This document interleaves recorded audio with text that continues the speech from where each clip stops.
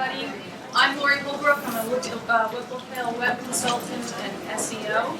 And I'm here with my colleague Michelle Lucci, who's also a web consultant and SEO. And then Geoff Campbell from Hebron Academy. And we're going to be giving you a very general overview of Google Analytics. You could spend days on Google Analytics, and actually serious training does take days, but we're going to try to touch on some things that we've found. A lot of people ask us when we're in SEO trainings at Whipple how to do the most often, the certain reports and reporting and various things that they want to look at constantly and where to find them and how to go about getting that data. So in order for people to find out more about us, they have to go to the website first, so it's really important that it's functioning well and doing what we want it to for prospective parents especially. The main goal, in terms of using Google Analytics to search to an end is to increase inquiries and then hand off those families to the rest of the admissions team. The second goal is everything else. It's sort of, alumni relations wants to know what pages, how they're functioning and what they can do to improve them, but our main goal is to help with admissions. And we're going to be able to measure, pretty precisely how those efforts are helping admissions. You can track how a person gets from an outside page to your home page to ultimately inquire. So today you should learn really how it's organized. So when you log into Google Analytics, sometimes it might seem overwhelming and there's just a lot to look at.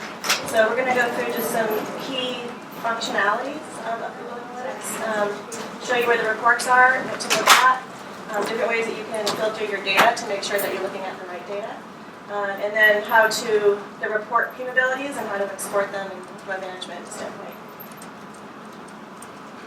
So the first thing to talk about would be just to ensure that you're looking at accurate data. And there's a couple different ways you can do this. One would be this comparing dates feature in the upper right-hand corner. When you click on it, you can say, if you wanted to compare this month to last month's traffic maybe, or whatever goal you have in mind. You can look at admission season, this admission season versus last year traffic, and then you can,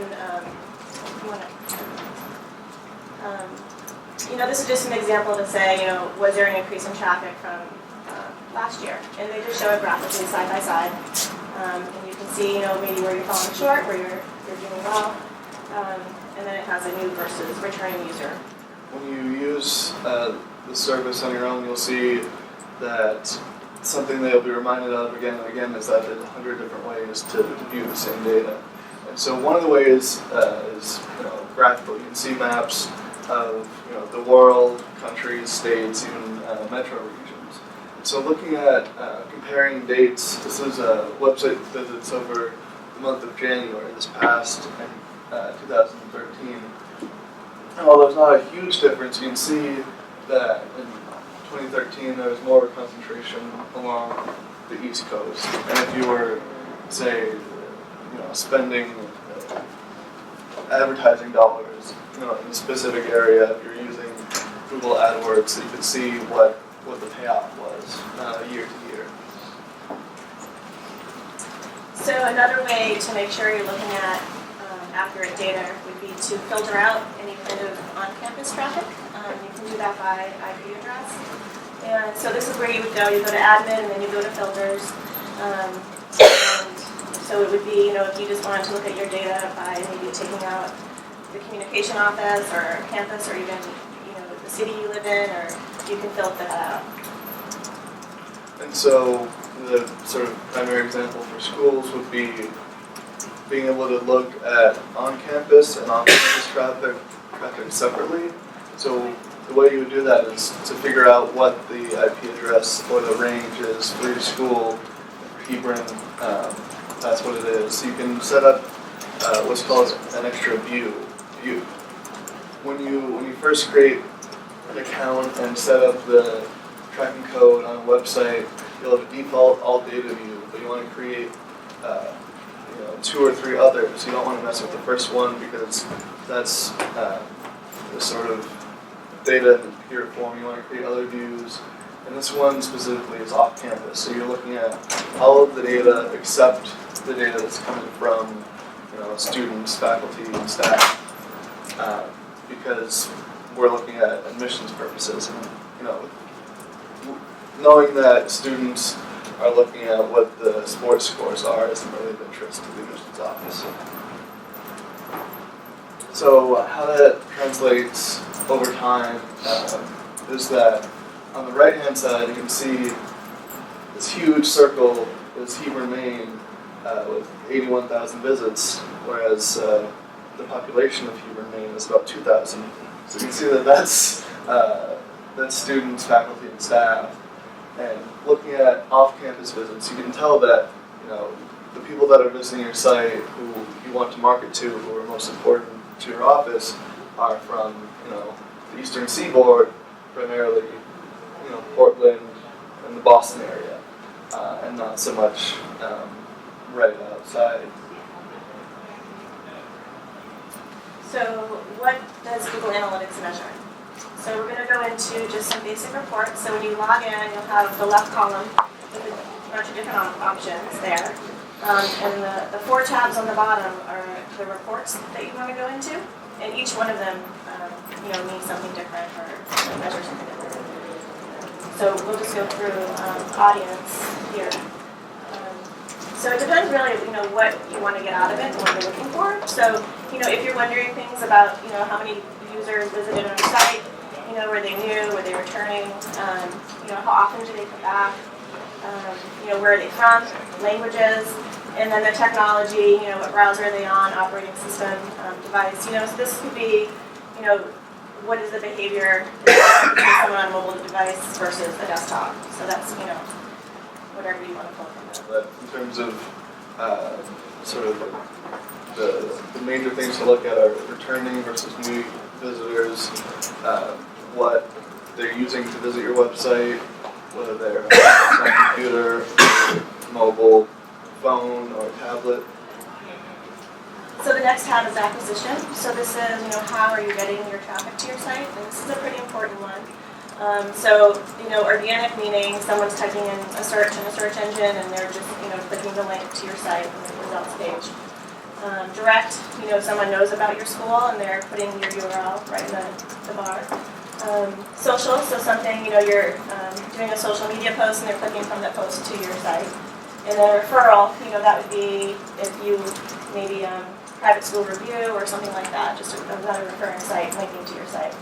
So it just sees, how you're getting your traffic. You can look at this over time. If you put ads on Boys School Review or wrote an article there, see how that's affecting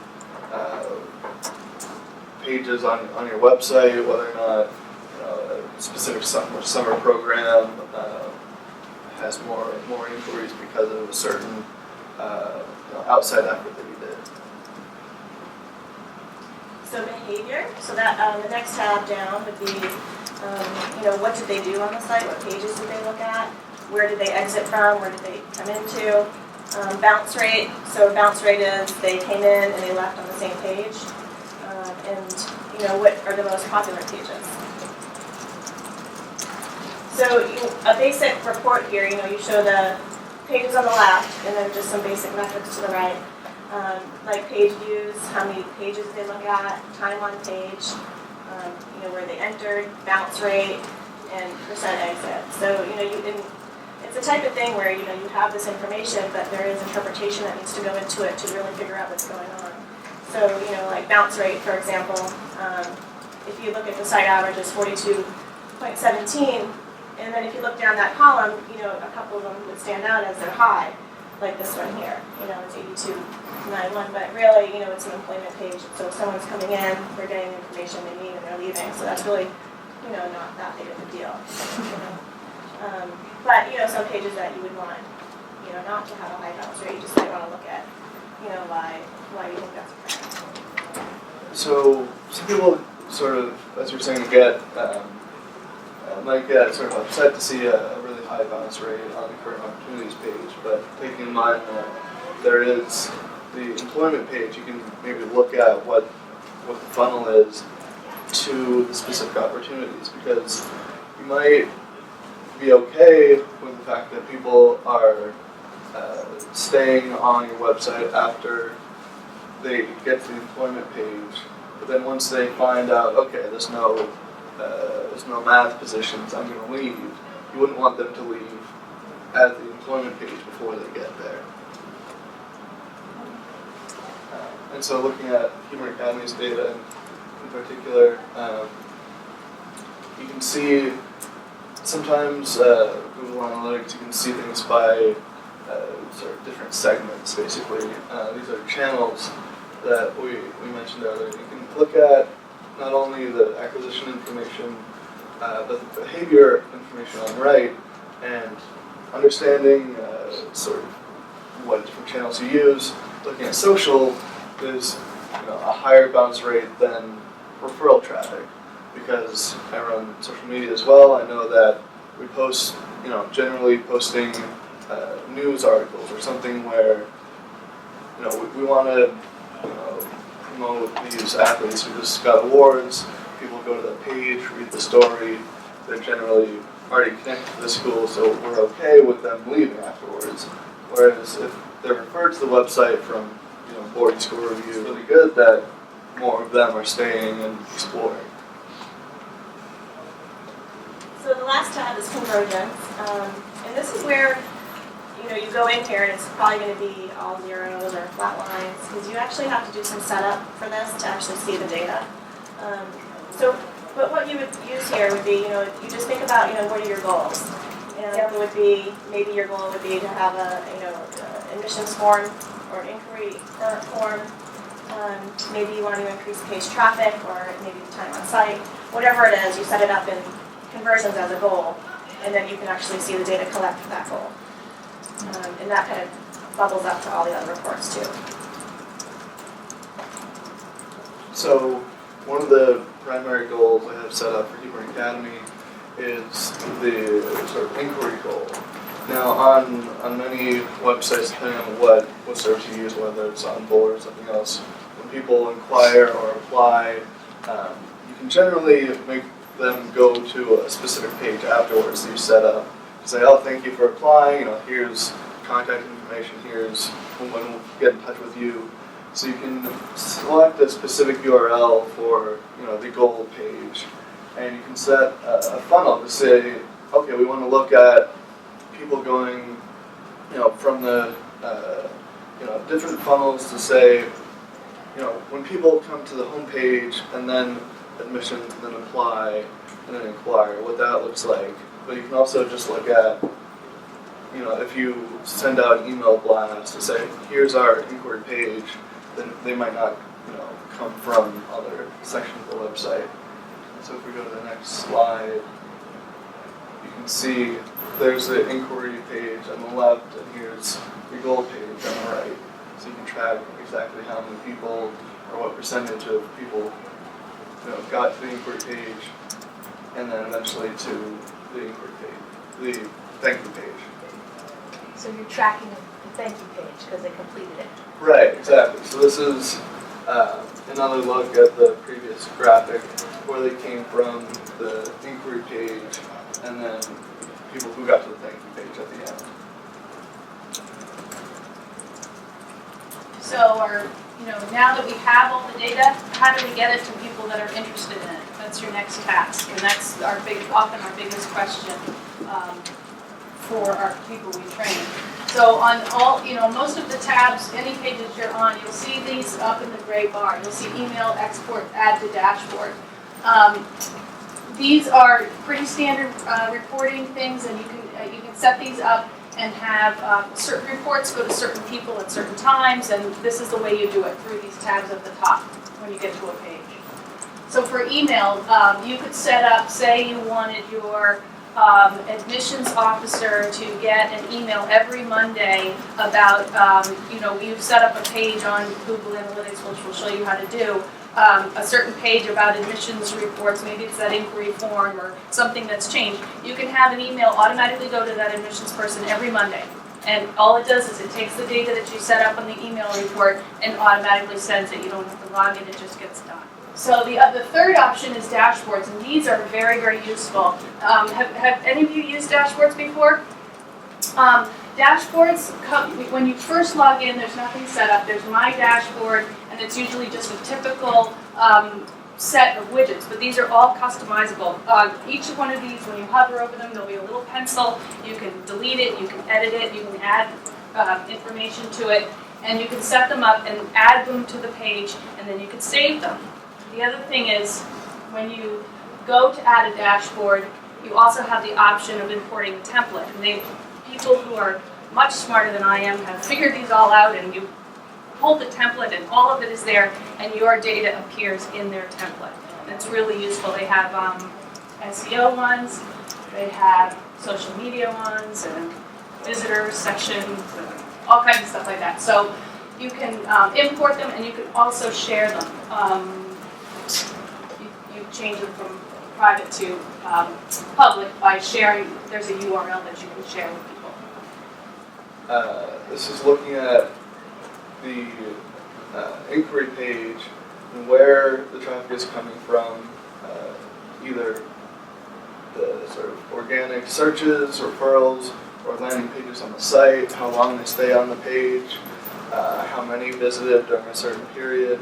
And then on the top left there you can see key metrics. You can set up whatever goals you want. So that is the percentage of inquiries from different sources. You can see, month after month, the change in, okay, how many people applied after seeing this newsletter?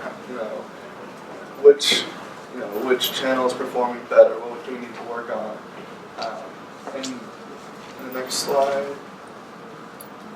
you can, just as in different reports, you can export them or email them.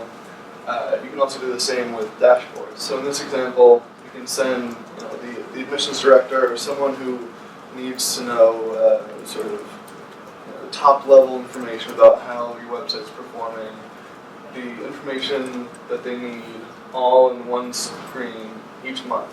So if your director of advancement wants to know how many people are donating money on a certain page or how many people are signing up to come, you should probably have some spreadsheet of that, but to be able to examine all the data about a certain page or a certain channel in one email every month is something that's easy for you and easy for them, so you don't have to learn anything new. They can just see the information in a simple way.